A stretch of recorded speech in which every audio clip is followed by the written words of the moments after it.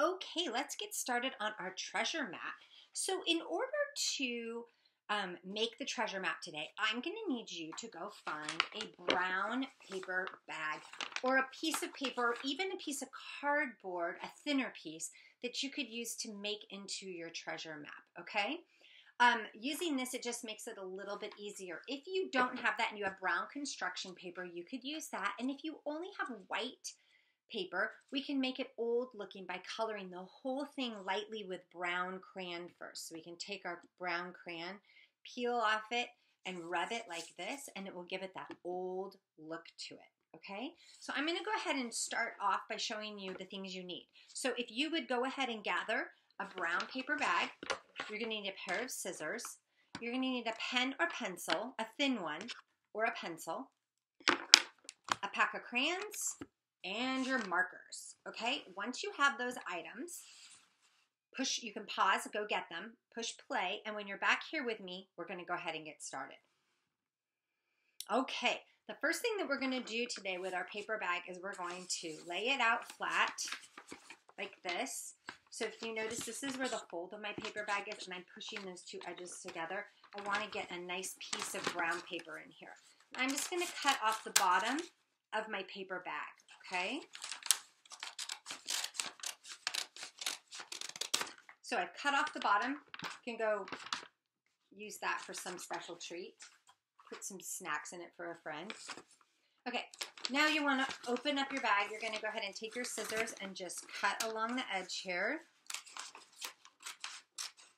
And turn your paper bag into one long sheet of fun paper to use. Okay?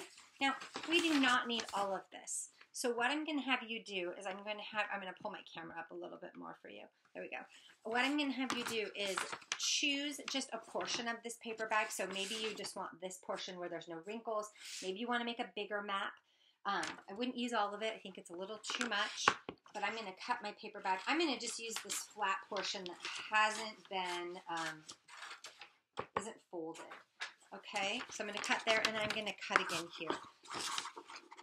So you're going to just get yourself a nice piece to work with. Save this. Don't throw this away because you can make other projects with that. All right, and if yours has words on one side, just flip it over so your words are gone and you can use your other side of your paper, okay? All right, so now that I have my paper bag all ready to go, I want to go ahead and give myself a design of what I want the outside of my map to look like. Now, you're going to see on my map, my edges are black up here. I'm going to show you how to make those edges look like that. Now, I did mine a little differently. I burnt the edges of mine. And then what happened is I had already drawn my picture, and it started to burn my picture. So I decided I wasn't going to do that anymore. I was not very good at controlling the flame. So I'm not going to have you do that. I'm going to show you how to get this edge on your own without using fire. All right, that's a good plan. I'm sure moms and dads will like that better too. Okay, so the first thing we're going to do, I'm going to use a pen so you can see it, is just draw the outline of our map. And I am just making this, boys and girls, a very free form, nothing fancy, sort of just giving it some curves.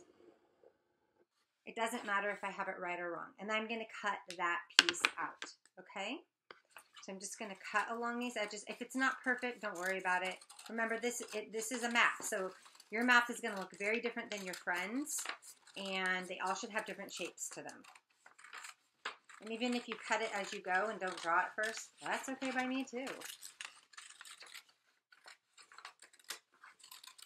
All right, so there, I have my map all cut out, and those are my edges. Okay, so before I start drawing my picture, to get my edges looking kind of old, I'm just going to go and put 2 fingers really close to the edge, and I'm going to start tearing it. Now, when I tear it, to give it that raggedy edge, I just want to make sure I'm not doing this, because if I tear it really big, I'm going to rip it all the way across my paper. But if I keep one finger, like this one, right next to it, so I can kind of control, making sure I'm just tearing little pieces at a time, that's how I'm going to get my raggedy edge, okay? So go ahead and do that to your paper.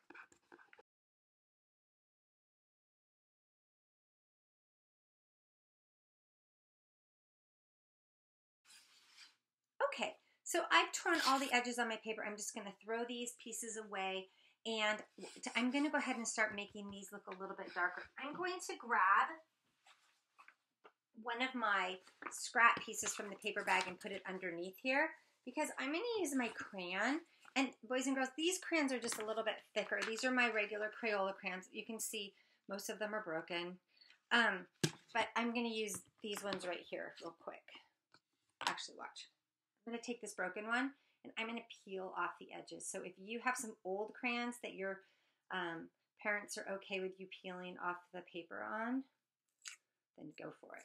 Because remember, they color when the paper comes off, they color when they're broken, they all work. So I'm just going to take this here and I just want to go along my edge. And so if you notice, I'm just going along the edge of my paper. Just the very edge. And I'm just giving it that blackened look, sort of an old, worn, maybe it was burnt around the edges, just not burning my edges. Remember to pause anytime if I'm going too fast. Okay? Okay. Once my paper is prepared and it's ready for me to start drawing, I want to think about some of the things I would put on my treasure map. So I have an island, and then I have some little land masses that are sticking out. I put some goldfish. Yes, that's how I draw fish. I have a ship over here. I have either a mermaid tail or a whale. I put an octopus, and I did put a compass on it. So the first thing we want to do is draw the shape of our island. That's going to be in the middle. It's sort of where our treasure is going to be. So you can take just a marker and or a pencil, and I'm doing this so you can see, and I am really just creating some type of map. Now, is this accurate to our story? No, probably not. But anybody who's reading Treasure Island can go and get the details that are in there. So there's my island. Now on my island, I'm going to add some palm trees. Now this doesn't mean there's only 3 palm trees on my island. It just means that look for the 3 palm trees. Maybe if I'm on a hunt, one of my clues is to look for the 3 palm trees. So I'm just going to put some palm trees on, right? And I'm just making these really sharp, thin, spiky, sort of triangular shapes. And then palm trees have these rings around them, so I just put those on there like that. I have a mountain range down here, so maybe my person who's looking for the treasure is going to have to go through a mountain range. Think of some more things you could put on here. Maybe over here it's really rocky, and you have a pile of rocks or a cliff that they might have to look for. So just think of some things that you could add onto your island. They don't have to be the same as mine. All right, I'm going to go ahead and add a mountain in my water sort of to throw off my ship. And I'm going to put some water. Let's see. I'm going to put some rings around it so it looks like the water is going around it like that. And then I might go ahead and add a ship. So let me show you how I'm going to add. I'm going to put my ship over here. My ship for this one, it's different than my other ship. This is a really simple ship. I've made a hook and then a straight line. And then I'm just going to thicken that up with that. And that's the bottom. And remember, I like to leave the bottom empty because I'm going to put my waves across the bottom. And then put some waves around it. So let's do my sail. My sail is just going to be a gigantic square sail. Different than the pirate ship we drew earlier. So there's that sail. And I'm going to put some stripes in it. Okay, so now I have a ship sailing. I have a mountain up here. Maybe I have some winds that are blowing through. And I think my winds are going to need to blow this direction. So the winds are coming through to blow my ship. Maybe I do have my really cool, scary octopus. So my octopus is sort of like, he has a really rounded head. And then I put my water across. And then I just make his tentacles come up like that. There's one. You don't have to do all of them. And if you want to give them some nice funny eyes, you could do that too. Okay? And you could do another tentacle coming up too if you wanted to. Right? Make him fun. Okay, so I'm adding a little bit of whimsy to my picture as well as reality. Okay? At the bottom, in the right-hand corner, I do want to make a compass. I want to show you how to do that. A compass is what shows the directions, and we want to be able to see which direction our boat we would have to go look in if we're on our boat to go find our treasure. So I'm going to go ahead and make a compass. I've done 2 small circles, and then I'm going to do a big one. If you need to trace something to make a round circle, you're more than welcome to. I'm just going to put another circle, so there's 4 circles there, and then I'm going to break this one into just parts. This is just so I can add a little bit of color to my compass, and this would actually be, a real compass might have these on there. They might not be in the same colors though. So I'm going to draw a line that goes from north to south, and then my one crossing it would be east to west. Okay. And then I could go ahead and color my compass when I'm ready to do that. So you can go through and add some more things if this is a big rock, you know, something they need to watch out for.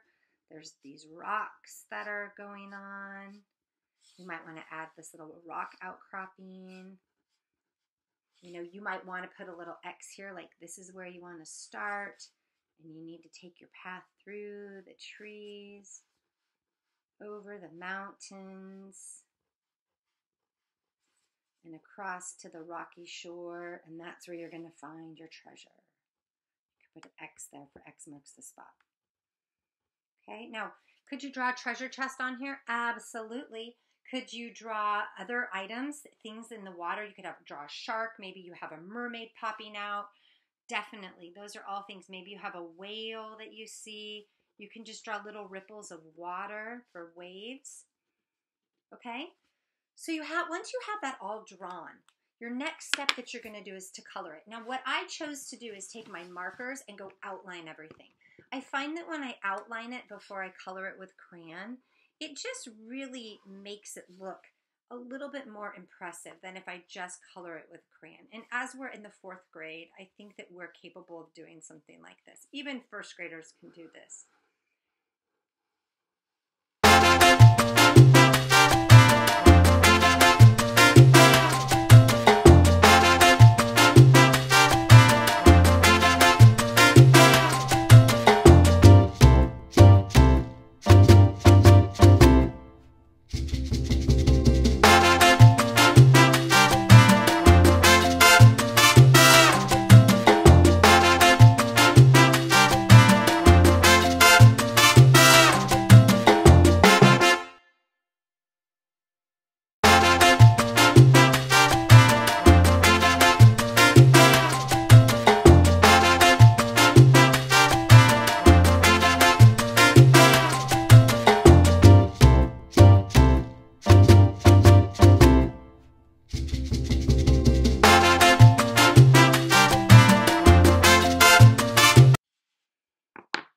Okay, so now I've gone ahead and added that. And if I wanted to, I could color my island in brown.